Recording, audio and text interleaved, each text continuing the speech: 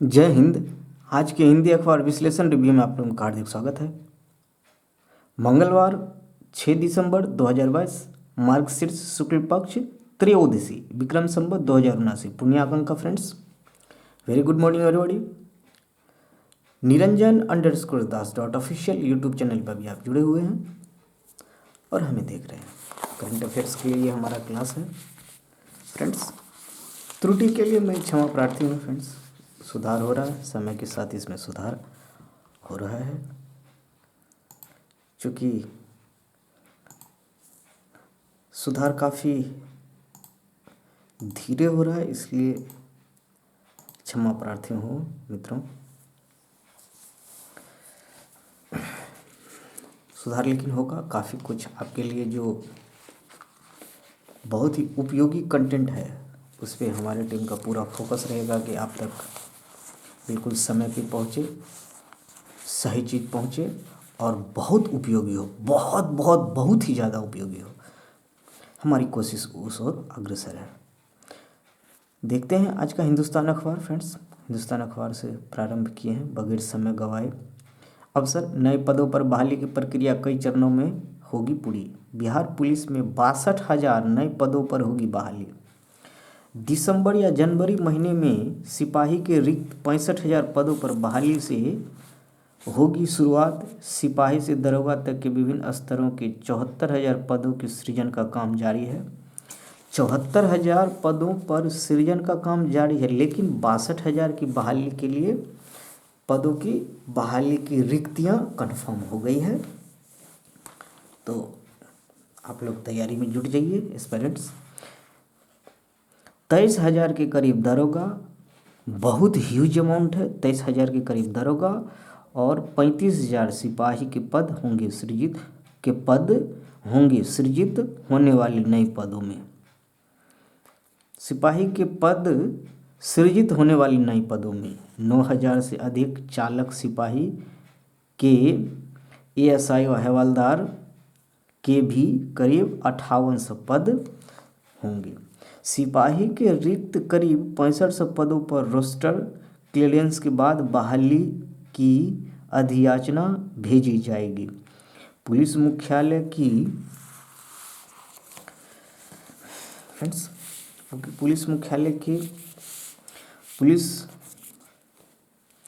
Police मुख्यालय की कोशिश है कि दिसंबर के आखिर या जनवरी 2023 में इसे भेज दिया जाए। वही करीब 74,000 नए पदों के सृजन का काम भी हो रहा है। जेएस मंगवार, एडीजी मुख्यालय। वर्दी का शौक रखने वाले युवाओं को जल्द सुनहरा अवसर मिलने वाला है। बिहार पुलिस में 1-2 हज़ार नहीं बल्कि 62,000 पदों पर बहाली होगी। 1 से 2 महीने में इसकी शुरुआत हो जाएगी। 1 से 2 महीने में इसकी शुरुआत हो जाएगी, मतलब दिसंबर से जनवरी लास्ट तक में आपको ये वैकेंसी आपको पोर्टल पे मिल जाएगा। बिल्कुल अलर्ट रहिए। सिपाही के करीब 65 रिक्त पदों से बहाली की प्रक्रिया शुरू होने जा रही है। वहीं बाकी के 55,000 से अधिक पदों पर यह चरणवार की जाएगी। आपने बिल्कुल क्लियर है, हर चीज़ें क्लियर है। जल्द ही नए पदों के सृजन का प्रस्ताव कैबिनेट में भेजा जाएगा। सिपाही की बहाली की अधियाचना जल्द। पुलिस मुख्यालय ने पिछले दिनों जिला और इकाइयों से सिपाही के रिक्त पदों की जानकारी मांगी थी। यह आंकड़ा मुख्यालय को प्राप्त हो चुका है। बिहार पुलिस में वर्तमान में स्वीकृत सिपाहियों के पद में से लगभग 6500 पद रिक्त पाए गए हैं। पुलिस मुख्यालय रोस्टर क्लियरेंस में जुट गया है। अधिकारियों के मुताबिक दिसंबर के आखिर या जनवरी में हर हाल में सिपाही के एक रिक्त पदों पर बहाली की अधियाचना केंद्रीय चयन पर्षद सिपाही भर्ती को भेज दी जाएगी। 74,000 नए पदों का सृजन। बिहार पुलिस में अभी पुलिस के विभिन्न श्रेणी में 1.52 लाख के करीब स्वीकृत बल हैं। अभी जल्द ही नए पदों का सृजन किया जाएगा। अधिकारियों के मुताबिक गृह विभाग में दारोगा, एएसआई, हवलदार, सिपाही और चालक सिपाही के करीब 74,000 पदों के सृजन की कार्यवाही जारी है। पदों के सृजन की कार्यवाही जारी है। इनमें 56,000 के आसपास ऐसे पद होंगे जिन्हें सीधी नियुक्ति से भरा जाएगा। वहीं दरोगा के सृजित होने वाले आधे पदों के अलावा एएसआई व हवलदार के पदों को प्रोन्नति से भरा जाएगा। एएसआई और हवलदार के पद प्रोन्नति वाले पदों में आते हैं। अफसरों के मुताबिक पदों के सृजन का कार्य अंतिम चरण में है। कागजी कार्यवाही पूरी होने के बाद इसे कैबिनेट की मंजूरी के लिए भेजा जाएगा। एआरएसएस के लिए 2020-2022 हजार पद, मतलब 20 से 22 हजार पद। ईआरएसएस के बारे में कहा जा रहा है emergency response support system. ERSS आपातकालीन सेवाओं के तहत शुरू किए गए डायल 112 की सेवाओं के लिए बड़े पैमाने पर पुलिसकर्मियों व अफसरों की ज़रूरत है। पुलिस मुख्यालय द्वारा किए गए आकलन के मुताबिक आपातकालीन इस सेवा पूरे राज्य में 2 चरणों में लागू होनी है। पहले चरण के तहत पटना और राज्य के सभी जिला मुख्यालयों में इसे शुरू कर दिया गया है।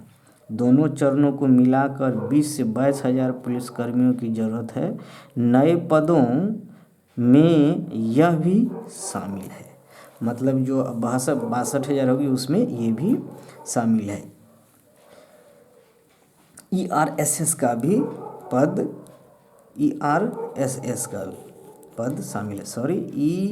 ईआरएसएस देख लीजिए। इमरजेंसी रिस्पॉन्स सपोर्ट सिस्टम 112 जो शुरू हुआ है, इसी साल शुरू हुआ है मित्रों, कुछ ही महीने पहले।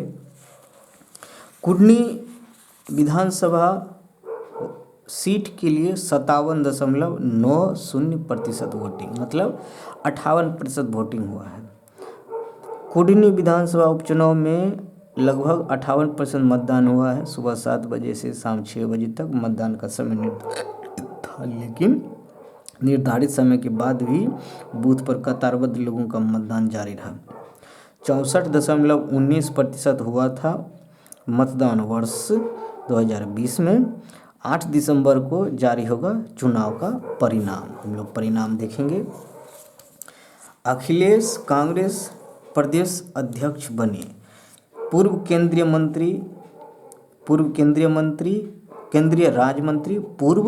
केंद्रीय राज्य मंत्री और सांसद अखिलेश प्रसाद सिंह बिहार कांग्रेस कमेटी के प्रदेश अध्यक्ष बनाए गए हैं। इन बातों को ध्यान में रखिए। अभी रिपीटेशन होती रहेगी, कई बार रिपीटेशन होगी, फिर भी ध्यान में रखिए। ललन सिंह निर्विरोध जदयू के राष्ट्रीय अध्यक्ष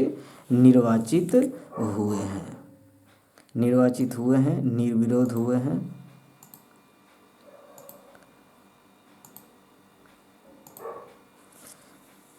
ललन सिंह, देखते हैं आगे।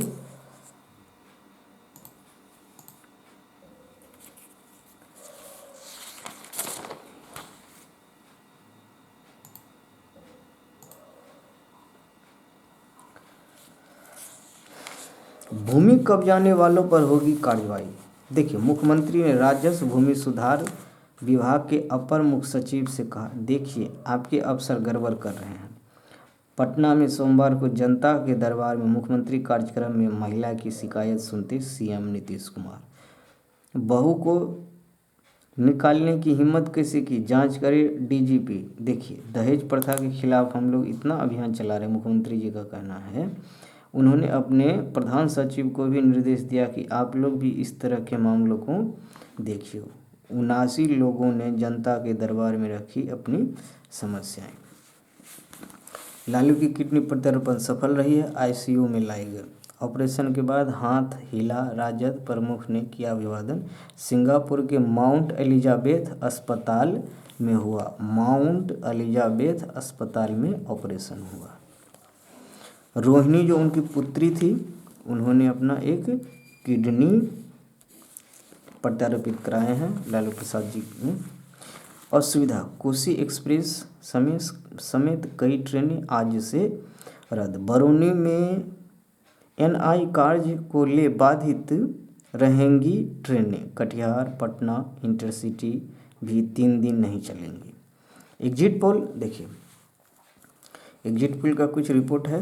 गुजरात में फिर भाजपा सरकार, हिमाचल में बढ़त के आसार, हिमाचल में बढ़त के आसार है। एग्जिट पोल है ये, एग्जिट पोल है, ठीक है। एग्जिट पोल भी ध्यान रखिए। एग्जिट पोल में देखिए किनका क्या है, भाजपा, कांग्रेस, आप, त्रिकोणीय है यहाँ। हिमाचल में 68 सीटें के लिए है और गुजरात में 182 सीटें के लिए। बहुमत 92 पे होनी है और इसमें हिमाचल में 35 पे सरकार बनने वाली है। कृषि विभाग की खाली भूमि पर बीज उत्पादन होगा। कृषि विभाग की कृषि मंत्री कुमार सर्वजीत ने मृदा दिवस पर की घोषणा। किसानों को व्हाट्सएप पर मिलेगी मिट्टी जांच रिपोर्ट। किसानों को व्हाट्सएप पर मिल जाएगी मिट्टी जांच की रिपोर्ट। देखिए मंत्री जी क्या कहते हैं। विश्व मृदा दिवस पर बामेती सभागार में आयोजित कार्यक्रम में मंत्री ने कहा कि अब किसानों को उनके व्हाट्सएप पर ही मिट्टी की रिपोर्ट भेजने की व्यवस्था की जाएगी। इस प्रणाली को लागू करने के लिए विभागीय स्तर पर तैयारी करने के लिए कहा गया है। इससे किसानों को मृदा रिपोर्ट तुरंत मिल जाएगी, ज़्यादा इंतजार करना नहीं पड़ेगा।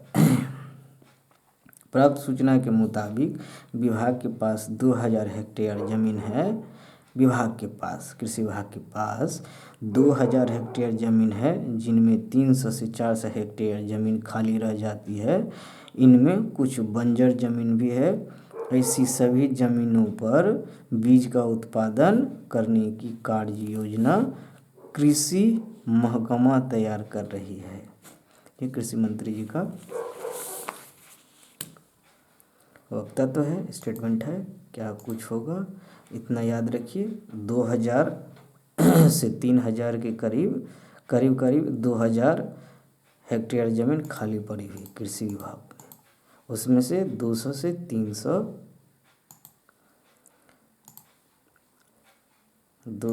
300 हेक्टेयर में की कोशिश की जाएगी, बीज उत्पादन की कोशिश की जाएगी। उनके लिए क्या व्यवस्था है, ज़मीनी हकीकत क्या होगा, अपडेट में देता रहूँगा।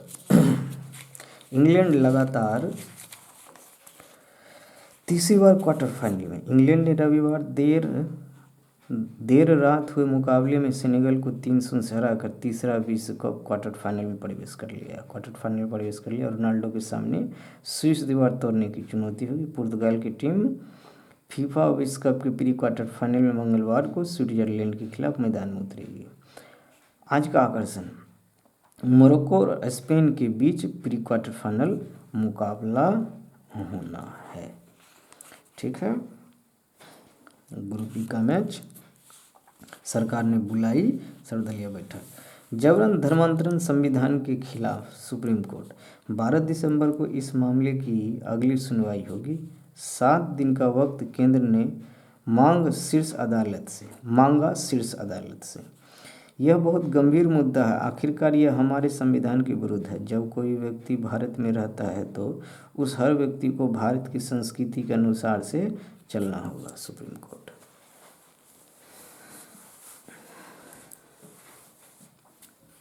सुप्रीम कोर्ट का कहना है।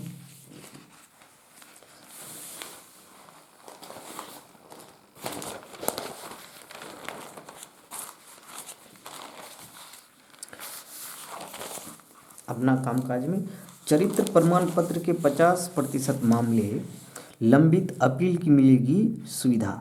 2 साल में 14,50,000 से अधिक आवेदन आए। 34% आवेदन को ही मिल पाई समय पर सेवा। 1 लाख के आसपास आवेदन निरस्त भी हो गए।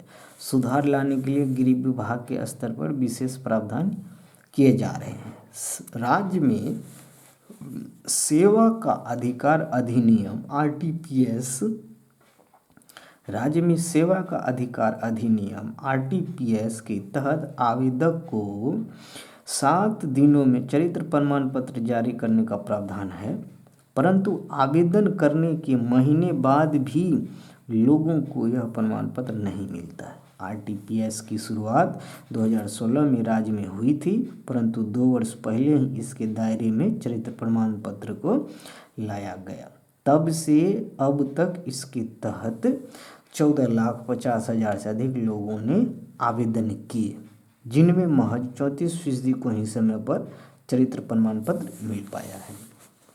देर होने की प्रमुख वजह थानों की लापरवाही। चरित्र प्रमाण पत्र जारी होने में इतनी ज़्यादा देर होने की मुख्य वजह थाना स्तर पर लापरवाही है। थाना स्तर पर इन आवेदनों पर ध्यान नहीं दिया जाता है। इसके अलावा जिला स्तर पर भी कोई आवेदनों को निर्गत करने में काफ़ी देरी की जाती है। चरित्र प्रमाण पत्र बनवाने में हो रही अधिक देरी की समस्या को दूर करने के लिए विभाग के स्तर पर सभी पहलुओं की समीक्षा करके ठोस रणनीति तैयार की जा रही है। पति मुझे पहचानने से इनकार करते हैं, ऐसा भी केस आया है। जनता दरबार की बात हो रही है। मुजफ्फरपुर बच्ची अपहरण कांड की जांच सीबीआई को सौंपने का आदेश है। कृषि रोड मैप का लक्ष्य हासिल करना चुनौती। तीसरे कृषि रोड मैप के लक्ष्य को पाना पशु एवं मत्स्य संसाधन विभाग के लिए चुनौती है। पॉइंट समझने वाली बात यह है, कृषि रोड मैप जो तैयार करी है पशु एवं मत्स्य संसाधन विभाग के लिए ये बहुत मुश्किल हो रहा है। इस लक्ष्य को पाने में पशुओं का टीकाकरण हो या अन्य कार्यक्रम, विभाग लक्ष्य की तुलना में काफ़ी पीछे। हमने कहा था दुग्ध उत्पादन का जो रेशियो हमने कुछ क्लास में चर्चा जो किया था उसमें पशु के लिए देखिए कितनी दिक्कत है, लेकिन दुग्ध उत्पादन जो है किस स्तर से हो रहा है। इसलिए हमने चर्चा भी किया था कि रियलिटी क्या है और पेपर पे क्या है। रियलिटी जो ग्रास रूट लेवल पे जो देखने को मिल रहा है वो क्या है और पेपर पे क्या है, दोनों का वेरिएशन समझना बहुत ज़रूरी है। फिर तो एक्चुअलिटी में क्या होना है वो एक रास्ता निकल पाएगा।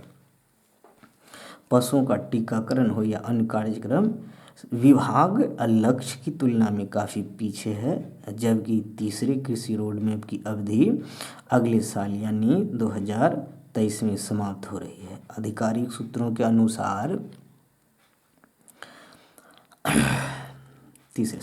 कृषि रोड मैप में 26 करोड़ 34 लाख पशुओं के टीकाकरण का लक्ष्य तय किया गया था। करीब करीब 27.5 करोड़ पशुओं का टीकाकरण का लक्ष्य रखा गया था। अब तक 21 करोड़ मतलब 21.5 करोड़ पशुओं का ही टीकाकरण हो सका है।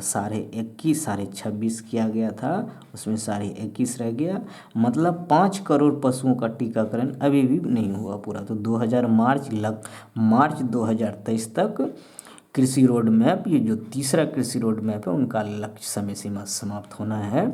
तो देखिए 5 करोड़ हो क्या आंकड़ा छू पाती है या नहीं। देखिए पशुओं का है टीकाकरण दिया जा सका है। लक्ष्य को पूरा करने के लिए लगभग 5 करोड़ पशुओं का टीकाकरण करना होगा। 1 वर्ष में पशुओं को कई प्रकार के टीके देने हैं। विभाग को उम्मीद है कि वह इस लक्ष्य को प्राप्त कर लेगा। इसी तरह 2 करोड़ 5 लाख पशुओं के कृत्रिम गर्भाधान का लक्ष्य तय किया गया है। ठीक है, ये लक्ष्य तय किया गया है। देखिए क्या होता है, लक्ष्य पूरा होता है या नहीं। ग्राउंड लेवल पे हमें तो नहीं लग रहा कि ये पेपर पे हो रहा है, ग्राउंड लेवल पे बिल्कुल वर्क नहीं हो रहा, हमें तो देखने को नहीं मिल रहा। ऐसा नहीं है कि हमें देखने को नहीं मिल रहा तो वर्क नहीं हो रहा है। इसकी छानबीन कीजिए आप अपने स्तर से। पराली जलाने वाले 63 किसानों पर हुई कार्रवाई।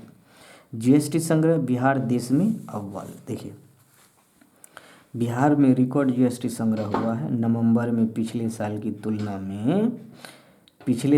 तुलना में इस बार 28% अधिक जीएसटी संग्रह हुआ है, जो देश में सबसे अधिक है। बिहार के वाणिज्य कर मंत्री विजय कुमार चौधरी ने उक्त जानकारी दी। बताया कि केंद्र सरकार द्वारा जीएसटी संग्रह संबंधित जो आंकड़े जारी किए गए उनके अनुसार बिहार में उत्तर प्रदेश 9%, महाराष्ट्र 16%, कर्नाटक 13%, तमिलनाडु 10% की तुलना में काफ़ी अधिक जीएसटी संग्रह हुआ है। बिहार 28%। तो देखिए 10, 13, 16 सबसे दूसरा स्थान पे महाराष्ट्र है। अधिक जीएसटी संग्रह हुआ है। जीएसटी संग्रह में सीजीएसटी, एसजीएसटी और आईजीएसटी होता है, तो 3 वेराइटीज़ की होती है। तो ये बिहार की जहाँ तक बात है जीएसटी में, तो क्या करेंगे, ये तीनों तरह का संग्रहण देखना जरूरी है। हम लोग ये डाटा पे चर्चा करेंगे। उल्लेखनीय है कि पिछले महीने जीएसटी तथा वैट एवं अन्य करों के मद में 21,883.37 करोड़ रुपये का राजस्व संग्रह हुआ था। श्री विजय कुमार चौधरी ने इसके लिए वाणिज्य कर विभाग के पदाधिकारियों के प्रयासों की सराहना की है तथा करदाताओं के भी सहयोग के लिए धन्यवाद दिया। उन्होंने बताया कि बड़े करदाताओं की विवरणी दाखिला की लगातार निगरानी के साथ विभिन्न सेवा सेक्टर यथा रियल एस्टेट, टेलीकॉम, कोचिंग संस्थान, बैंकिंग, इंश्योरेंस आदि क्षेत्रों में किए गए प्रयासों का यह नतीजा है। विधानसभा को सवाल का जवाब समय पर दें। विधानसभा को सवाल का जवाब समय पर दें। अवध बिहारी चौधरी, ये मंत्री लोगों को कहना है। मंत्री लोगों के लिए क्या है, एडवाइस जारी किया गया। अवध बिहारी चौधरी विधानसभा अध्यक्ष हैं। विधानसभा अध्यक्ष अवध बिहारी चौधरी ने मुख्य सचिव अमित सोहनी को सोमवार को निर्देश दिया कि हर एक प्रश्न का उत्तर हर हाल में उपलब्ध कराने की पहल करे ताकि सरकार विधानसभा के प्रति अपनी जवाबदेही मुस्तैदी से निभा सके। देख लीजिए प्रॉब्लम किधर है। श्री चौधरी 13 दिसंबर से आरंभ हो रहे विधानसभा के 5 दिवसीय शीतकालीन सत्र के को लेकर पदाधिकारियों की बैठक को संबोधित कर रहे थे, तो ये निर्देश जारी किया गया है।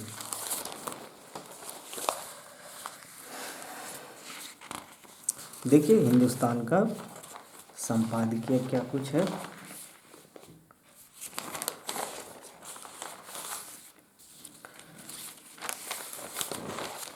सियासी सहमत का नया चौसर, दक्षिण एक्सप्रेस, एस श्रीनिवासन, देखिए वरिष्ठ पत्रकार है दक्षिण एक्सप्रेस के।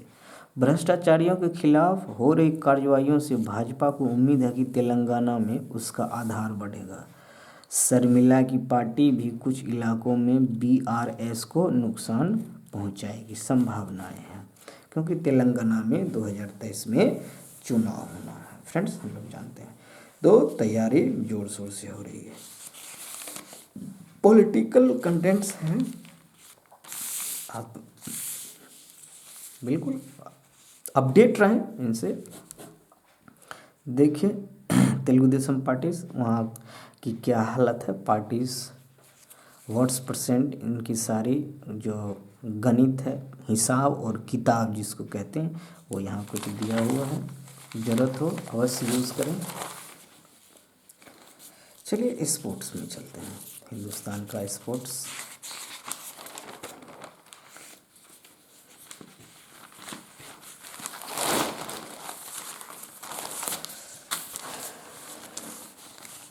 हिंदुस्तान का, उन्हें कहते थे एक हाथ वाला भगवान। 1930 के पहले विश्व कप में उरुग्वे के हेक्टर कास्त्रो ने अर्जेंटीना के खिलाफ फाइनल में गोल दागा था।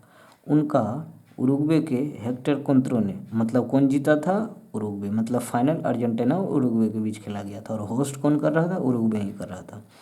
13 साल की उम्र में बिजली की आरी से उनका हाथ कटकर अलग हो गया था। बाद में उन्हें एल डिविनो मेनको उपनाम मिले, जिसका अर्थ है एक हाथ वाला भगवान। हेक्टर कास्त्रो ने अर्जेंटीना के खिलाफ फाइनल में गोल किया था। फाइनल में याद करने की बात है, जीत ही गया था उस गोल से। इंग्लैंड लगातार तीसरी बार क्वार्टर फाइनल में सेनेगल को 3-0 से हराया, हम लोगों ने चर्चा किया था। 62% बॉल रहा इंग्लैंड के पास, सेनेगल के पास 38% ही रहा। येलो कार्ड 1 मिला है, येलो कार्ड इंग्लैंड को 1 भी नहीं मिला है, और सेनेगल को 1 मिला है। ऑफसाइड बिल्कुल किन्हीं को नहीं है। फाउल 12 है, ये 16 है, इंग्लैंड को 16 फाउल मिला है। पास 369 मिला है, पास कितना मिला है 589। पास इसको बोलते हैं कि एक खिलाड़ी दूसरे खिलाड़ी को जो पास देता है ताकि आउटपुट रिजल्ट गोल में तब्दील हो सके, उसी को पास बोलते हैं। हमारे मुकाबले का आनंद लिया लेकिन निश्चित रूप से हमारा ध्यान अगले मुकाबले पर है। हमने मुकाबले का आनंद लिया, सॉरी, हैरी केन कप्तान इंग्लैंड, हमने मुकाबले का आनंद लिया लेकिन निश्चित रूप से हमारा ध्यान अगले मुकाबले पर है। फ्रांस के खिलाफ काफ़ी कड़ा मुकाबला होने वाला है। रोनाल्डो के सामने स्विस दीवार तोड़ने की चुनौती है। क्रिस्टियानो रोनाल्डो, मोरक्को के पास पहली बार अंतिम 8 में पहुंचने का मौका है। अशरफ हाकिमी, मोरक्को के, देख लीजिए 2 अफ्रीकी टीम ही अंतिम 16 में पहुंची है, सेनेगल और मोरक्को। सुपर 16 में एशियाई परिसंघ से कितने देश पहुंचे हैं फ्रेंड्स? हम लोगों ने देखा ईरान बाहर हो चुका है, कतर भी बाहर हो गया, बाकी का रह गया south Korea, Japan, Australia and Australia के बाद और कौन है टीम, मैं आपको बताता हूँ। 6 टीमें हैं, तो 6 टीमें में 3 टीमें बाहर ही हो चुकी है, 3 टीमें बची, 3 टीमें। तो साउथ कोरिया, एक रह गया ईरान, सऊदी अरबिया, कतर, ये तीनों बाहर ही हो चुकी है। तो बचा 3, जापान, साउथ कोरिया और एक टीम, साउथ कोरिया, जापान और ऑस्ट्रेलिया। 3 टीमें एशिया परिसंघ में, जो एशिया कंट्री से 5 ही है और एक ऑस्ट्रेलिया को इसमें ऐड किया गया है एशिया परिसंघ से। तो हो गया, हिसाब किताब बैठ गया है, ठीक है, एवरीथिंग है ओके। इंग्लैंड ने पाक को 74 रन से पराजित किया। पेरू में चमके भारतीय, 6 स्वर्ण सहित 14 पदक जीते। पेरू में चमके भारतीय, देख लीजिए, स्वर्ण 14 पदक जीते हैं। पैरा बैडमिंटन की बात हो रही है। पैरा विश्व बैडमिंटन चैंपियनशिप के कांस्य पदक विजेता सुकांत कदम की अगुवाई में भारतीय पैरा बैडमिंटन खिलाड़ियों ने लीमा में पैरा बैडमिंटन अंतर्राष्ट्रीय टूर्नामेंट में शानदार प्रदर्शन करते हुए 6 स्वर्ण पदक जीते, साथ ही 1 रजत और 7 कांस्य समेत कुल 14 पदक जीते, लगातार गेम में जीते हैं। तो देख लीजिए, सीनियर टीम में खेल रही शेफाली वर्मा को अंडर 19 की कमान, अंडर 19 की शेफाली वर्मा जानते हैं, ओपनर हैं। महिला क्रिकेट टीम की स्मृति मंधाना के साथ ओपनिंग करती हैं, हम सभी जानते हैं। देश दुनिया में देश की तकनीकी कंपनियों में बढ़ रही महिलाओं की भागीदारी, बिल्कुल। प्रधानमंत्री का आर्थिक अपराध रोकने के लिए खुद को डिजिटल प्रणालियों के अनुकूल ढालें, अधिकारी अंतर्राष्ट्रीय तकनीक से रोकें अपराध, मोदी जी। चलिए कुछ देखते हैं यहाँ क्या है। संवाददाता, प्रधानमंत्री नरेंद्र मोदी ने अर्थव्यवस्था के संरक्षण के लिए राजस्व खुफिया निदेशालय DRI के अधिकारियों से आर्थिक अपराधों पर लगाम लगाने में प्रौद्योगिकी की नवीनतम वैश्विक तरीके अपनाने को कहा है। DRI के 65वें स्थापना दिवस पर अपने भेजे संदेश में मोदी ने कहा कि भगोड़े आर्थिक अपराधियों एवं संगठित गिरोह की जुड़ी खुफिया जानकारी जुटाने, जांच करने और अभियोजन में समन्वित अंतर्राष्ट्रीय प्रयासों के लिए भारत एक मुखर आवाज रहा है। नई दिल्ली में राजस्व खुफिया निदेशालय के 65वें स्थापना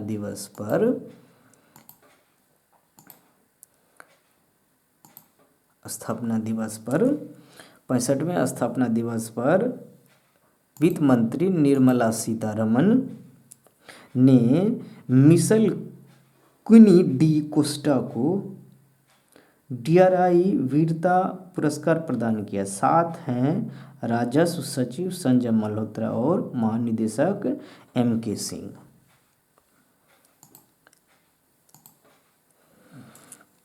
वर्ष 2021-22 में आयात के बराबर सोना जब्त। देखिए, वित्त वर्ष 2021-22 में DRI ने 3463 किलो हीरोइन, 833 किलो सोना, हीरोइन की मात्रा देख लीजिए 3433 63 किलो हीरोइन, ह्यूज अमाउंट है। 833 किलो सोना, 321 किलो कोकीन जब्त किया था। आकलन के मुताबिक इतना ही सोना सालाना आधार पर आयात किया जाता है, मतलब 833 किलो सोना बताइए एक साल में आयात किया जाता है उतना। अरे पकड़ लिया, इलीगल इंपोर्ट हो रहा होगा, एक्सपोर्ट हो रहा होगा, आधार पर आयात किया जाता। राष्ट्रीय सुरक्षा सलाहकार अजीत डोभाल ने कहा कि DRI ने संवेदनशील पदार्थों की रोकथाम एवं उनकी जांच में अहम भूमिका निभाई है।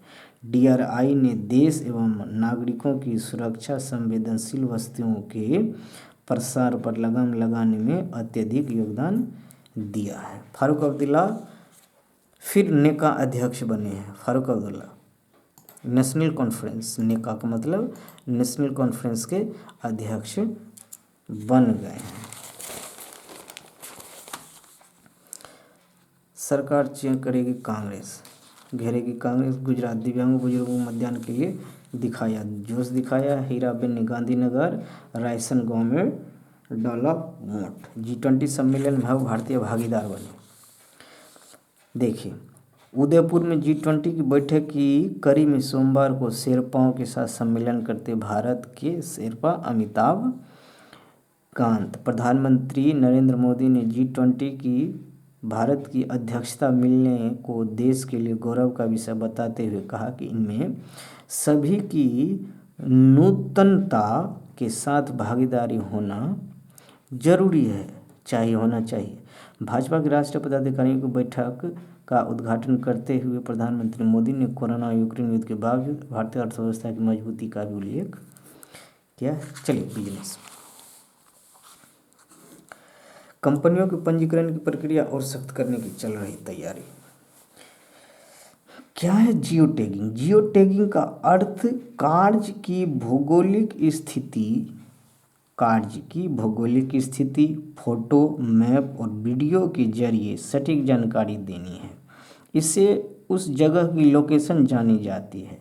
इससे गूगल मैप देखकर जगह का आसानी से पता लगाया जाता है। इसके अतिरिक्त अन्य चीज़ें भी उससे जोड़ी जा सकती हैं। ये है जियो टैग का फिजिकल मतलब। जारी है गिरावट की दरें। आर्थिक सुस्ती की आशंका के बीच देश में कंपनियों के पंजीकरण में गिरावट देखी जा रही है। केंद्रीय कॉरपोरेट कार्य मंत्रालय के आंकड़ों के अनुसार इस साल अप्रैल में 15,900 कंपनियों का पंजीकरण हुआ था। मई में ये संख्या बढ़कर 16,500 हो गई। अक्टूबर में इसकी संख्या गिरकर 10,725 हो गई। एकल खिड़की मंजूरी के लिए पैन खास पहचान होगा, पैन कार्ड। सेवा क्षेत्र के बारे में कहा जा रहा है कि सेवा क्षेत्र 3 महीने के उच्च स्तर पर पहुंचा। देखिए मजबूत मांग के कारण भारत में सेवा क्षेत्र की वृद्धि नवंबर में 3 महीने के उच्च स्तर पर पहुंच गई। एक मासिक सर्वेक्षण में सोमवार को यह जानकारी दी गई। मौसमी रूप से समायोजित S&P ग्लोबल इंडिया सेवा PMI कारोबारी गतिविधि सूचकांक अक्टूबर में 55.1 पर था और यह अक्टूबर के बाद नवंबर 56.4 वृद्धि हुई पर पहुंच गया, जो सेवा गतिविधि में तेज वृद्धि का संकेत है। सेवा क्षेत्र की जो आपको रेफरेंस फ्रेम या आपको एक्टिविटी जानना हो तो आप ग्लोबल इंडिया सेवा PMI कारोबारी सूचकांक, ये गतिविधि सूचकांक आप खोज लें, देख लें, आपको पता चल जाएगा। अक्टूबर में 55.1, अक्टूबर में नवंबर में 56.4 हुआ, इसका मतलब वृद्धि हुआ है। और 50 से जिससे कम जाता है कॉन्ट्रैक्शन हो रहा है, इसका मतलब कमतर होता जा रहा है। देखिए सेवा PMI लगातार 16वें महीने 50 अंक से अधिक है। खरीद प्रबंधक सूचकांक PMI की भाषा में 50 से अधिक अंक गतिविधियों में विस्तार को दर्शाता है, जबकि 50 से कम अंक का अर्थ संकुचन है। S&P ग्लोबल मार्केट इंटेलिजेंस में अर्थशास्त्र की संयुक्त निदेशक पॉलियाना डी लिमा ने कहा, याद रख लीजिए, नए कारोबार और उत्पादन में तेजी से वृद्धि के साथ भारतीय सेवा प्रदाताओं ने मजबूत घरेलू मांग का लाभ जारी रखा। फ्रेंड्स, प्रभात खबर की देखते हैं। गुजरात में एग्जिट पोल हम लोगों ने देख ही लिया। एग्जिट पोल का क्या रिपोर्ट है? गुजरात और हिमाचल में सरकार कितने पे बनेगी? 35 पे हिमाचल में और 182 में 92 पे गुजरात में। कुर्नी उपचुनाव हो गया है। वोटिंग कितना % हुआ? बेटी रोहिणी ने लालू को दिया नया जीवन। ये देख लीजिए रोहिणी को, बहुत बहुत कंग्रेचुलेसन्स रोहिणी जी, आपको हार्टी वेलकम और कंग्रेचुलेसन्स। बिल्कुल बहुत ज़बरदस्त।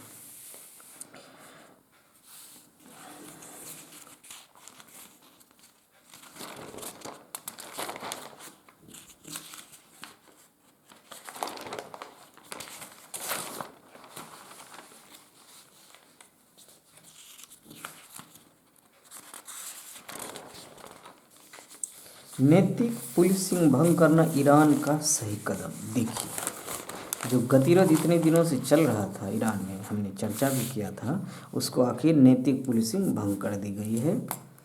फ्रेंड्स, पुलिसिंग को भंग करना जो हमने चर्चा भी किया था, आखिरकार ईरान ने इसका पहल करके स्वागत योग्य कार्य किया है। देखिए, आज के ईरान की यह खूबी भी है कि वहाँ के युवा प्रभावशाली है, कार्यबल और शिक्षा में महिलाओं की बड़ी संख्या है और तथा वे पुरुषों के साथ कंधे से कंधा मिलाकर आगे बढ़ रही हैं। अब जब वे समाज और अर्थव्यवस्था में महत्वपूर्ण योगदान दे रही हैं तो उन पर डंडा चलाना किसी भी तरह से उचित नहीं माना जा रहा है। खैर, अब जो फैसला हुआ है वह स्वागत योग्य है। ईरान की घटनाओं का मुस्लिम दुनिया पर असर होगा। ईरान में लगभग 3 महीने से चल रहे विरोध प्रदर्शन के बाद सरकार की ओर से कहा गया है कि नैतिक पुलिस, जिसे गश्ते इरशाद नैतिक पुलिस गश्ते इरशाद से जाना जाता है, को भंग कर दिया गया। ईरानी न्यायपालिका से संबंधित वरिष्ठ अधिकारी मोहम्मद जाफर मोन्ताजेरी ने यह घोषणा करते हुए यह भी स्पष्ट किया कि इस नैतिक पुलिस बल का कोई संबंध न्यायपालिका से नहीं है। यह जग जाहिर तथ्य है कि दुनिया बड़ी तेजी से बदल रही है तथा सोशल मीडिया और तकनीक की वजह से हर जगह वैश्विक मूल्यों और आकांक्षाओं का प्रवेश हो रहा है। मतलब ये जो है गश्ते इरशाद जो निर्माण किया गया था, इसका जो फॉर्मेशन किया गया था फ्रेंड्स, वो उनका ध्यान ही था कि ड्रेस कोड कैसे महिलाओं का है वो उसी को देखना। यदि जो वहाँ पे लॉ कानून में, ईरान के कानून में जो था कि जो कानून में अभी भी है चूँकि स्पेशली ये जो है फोर्स फॉर्मेशन किया गया था, कानून अभी भी है, लेकिन उसको वायलेशन यदि करता है इरादतन या किसी अन्य कारणों से, तो ये उसे क्या करेंगे, अब लीगल एक्शन लिया जाएगा। इसलिए इस फोर्स का गठन हुआ था, अब उसको भंग कर दिया गया। उसी के कारण ईरान में इतने दिनों से आंदोलन चल रहा था, अब वो थम गया है। हालात अभी भी ठीक नहीं है, बट यहाँ से काफ़ी कुछ डाटा मिलने वाला, आप ज़रूर देखें। बाबा साहेब अम्बेडकर का अप्रतिम संघर्ष। समय नहीं है फ्रेंड्स, समय कम होने के कारण मैं इस आर्टिकल को कवर नहीं कर पाऊँगा। बहुत ही बेहतरीन आर्टिकल है। 14 अप्रैल 1851 को महाराष्ट्र की रत्नागिरी जिले के अम्बावडे गांव के एक महार परिवार में जन्मे बाबा साहेब डॉक्टर भीमराव अंबेडकर के जीवन और संघर्ष को समझने के लिए 14 अप्रैल 1891, 6 दिसंबर 1956 आज के ही दिन देहावसान हुआ था अंबेडकर जी को। नमन है, बिल्कुल ये भगवान ही है। समझ लीजिए कि जो अति पिछड़ा वर्ग है और अनुसूचित जाति, अनुसूचित जनजाति, उन लोगों के लिए, साथ ही साथ जो संविधान में जो उनका योगदान है, संविधान निर्माण में, संविधान सभा में, और शुरुआती भारत निर्माण में, लोकतंत्र निर्माण कहा जाए, जो उनका योगदान है वो एकदम भगवान के ही तरह है फ्रेंड्स। बचपन में बाबा साहेब ने एक दिन कुछ बच्चों को पढ़ने जाते देखकर अपने माता पिता से आग्रह किया कि वे उन्हें भी पढ़ने भेजें। लेकिन आप ज़रूर इस आर्टिकल को देखें, लेकिन बहुत कुछ प्रॉब्लम्स हो गई, समय की थोड़ी सी अनुपलब्धता के कारण मैं कवर नहीं कर पाऊँगा फ्रेंड्स। स्पोर्ट्स एज यूजुअल वही है, एक्सक्लूसिव कुछ भी नहीं है फ्रेंड्स। दूसरे चरण में हम लोगों ने देख लिया 51% मैनपुरी में सपा, मैनपुरी में भी चुनाव देख लीजिए, एक लोकसभा चुनाव था, सपा की जीत हुई है।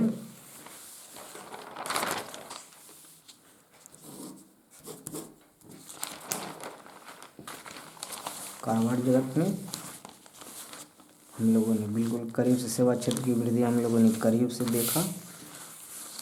पटना के लाल ने नेशनल शूटिंग में जीता स्वर्ण पदक, देख लीजिए स्वर्ण पदक जीता है।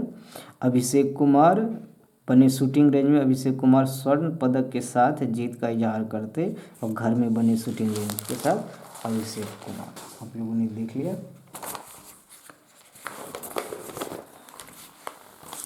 एग्जिट पोल की हालत आप देख ही सकते हैं फ्रेंड्स।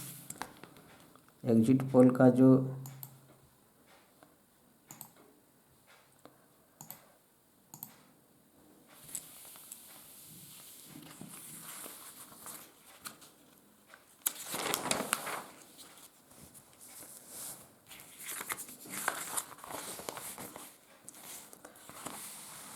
दुआओं के लालू एवरेस्ट के बेस कैंप तक पहुंचा 6 साल का उम्र पहुंचा है, जरूर देख लीजिए, अदरवाइज एक्सक्लूसिव नहीं है। फुटबॉल हम लोगों ने स्पोर्ट्स देख लिया है। गुजरात में आप पर टिकी है सबकी नज़र, क्या कुछ होगा मतगणना 8 दिसंबर को है, बिजनेस भास्कर है। मतगणना तक थोड़ा सा वेट कर लेते हैं। एग्जिट पोल हम लोग देख ही रहे हैं। आज सवाल देख लेते हैं फ्रेंड्स। मौजूदा वर्ल्ड कप में कितने भाइयों की जोड़ी खेल रही है? वेस्ट जर्मनी के किस खिलाड़ी ने पॉलकट टीम को 1990 में चैंपियन बनाया था? वर्ल्ड कप इतिहास में सबसे पहली हैट्रिक किसने लगाई थी? जवाब पिछले अंक का है, जवाब CCA। बिल्कुल जवाब आप एक्टिव रहिए हमारे साथ, देखिए सारे सवाल का जवाब बिल्कुल मिल जाएगा। और जितने अभी क्वेश्चंस हमने बोला इनका जवाब ऑलरेडी मेंशन किया जा चुका है फ्रेंड्स, आप आंसर लगा सकते हैं। शेर बाबा ठकुर भारत ने दुनिया को बताई 3F की ज़रूरत। 3F फूड, फ्यूल और फर्टिलाइजर की प्राथमिकताएं बताई भारत में।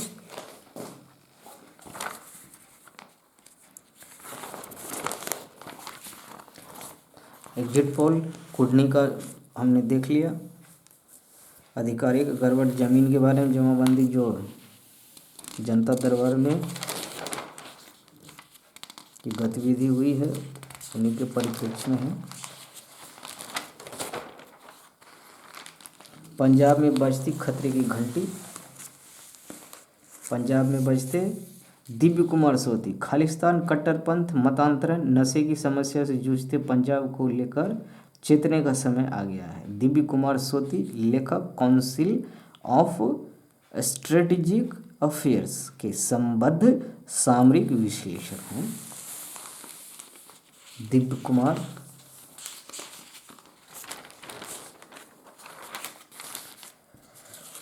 सिंगल विंडो अर्थ जागरण में देखिए, सिंगल विंडो सिस्टम बनेगा, वन स्टॉप शॉप, 6 महीनों के लिए बनेगा एयर इंडिया।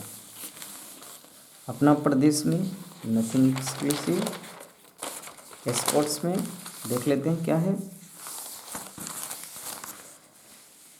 रोनाल्डो से बड़ी उम्मीदें, Mbappe, Kylian Mbappe, Messi, Lionel Messi से उम्मीदें तो बढ़ेंगी, ऐसे ही प्लेयर से तो उम्मीदें बढ़ती है फ्रेंड्स।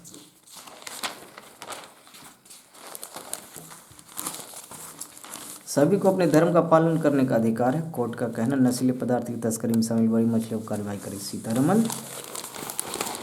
देखिए आपने चीन की वुहान लैब में तैयार हुआ था कोरोना वायरस, देखिए रिपोर्ट्स देखिए। अमेरिकी वैज्ञानिक एंड्रू हफ ने अपनी किताब में मानव निर्मित होने का दावा किया था। एंड्रू हफ, बिल्कुल देखिए दैनिक जागरण का ये रिपोर्ट बहुत ही सनसनीखेज है फ्रेंड्स। अमेरिका में बनाएगी दुनिया की पहली जल आपूर्ति सुरंग। भारत ने बांग्लादेश को अलग राष्ट्र के रूप में मान्यता 1971 में आज ही भारत ने बांग्लादेश को राष्ट्र के रूप में मान्यता दी थी। भारत बांग्लादेश के साथ द्विपक्षीय राजनयिक संबंध स्थापित करने वाले पहले देशों में एक था। भारत ने मान्यता देने के 10 दिन बाद बांग्लादेश स्वतंत्र हुआ था। नमक सत्याग्रह के लिए जेल जाने वाली पहली महिला थी रुक्मिणी। स्वतंत्रता सेनानी रुक्मिणी लक्ष्मीपति का जन्म 1892 में आज ही तत्कालीन मद्रास प्रेसिडेंसी ऑफ तमिलनाडु में हुआ था। छात्र जीवन में ही स्वदेशी आंदोलन से जुड़ी 1923 में स्वतंत्रता संग्राम सक्रिय रूप से हिस्सा ली। 1930 में नमक सत्याग्रह आंदोलन में भाग लिया। 1930 में नमक सत्याग्रह में भाग ली थी। 1946 में मद्रास प्रेसिडेंसी में स्वास्थ्य मंत्री के रूप में कार्यभार संभाला। 1946 में मद्रास प्रेसिडेंसी में रुक्मिणी ने महिलाओं का उत्थान और सामाजिक सुधारों के लिए भी काम किया। 6 अगस्त 1951 को उनका निधन हो जाता है फ्रेंड्स। सेशन के अंत में फ्रेंड्स स्वामी विवेकानंद जी कहते हैं, जिंदगी बहुत छोटी है मित्रों, दुनिया में किसी भी चीज़ का घमंड अस्थायी है, पर जीवन केवल वही जी रहा है जो दूसरों के लिए जी रहा, बाकी सभी जीवित से अधिक मृत है। धन्यवाद। जय हिंद, जय भारत। सदा खुश रहिए।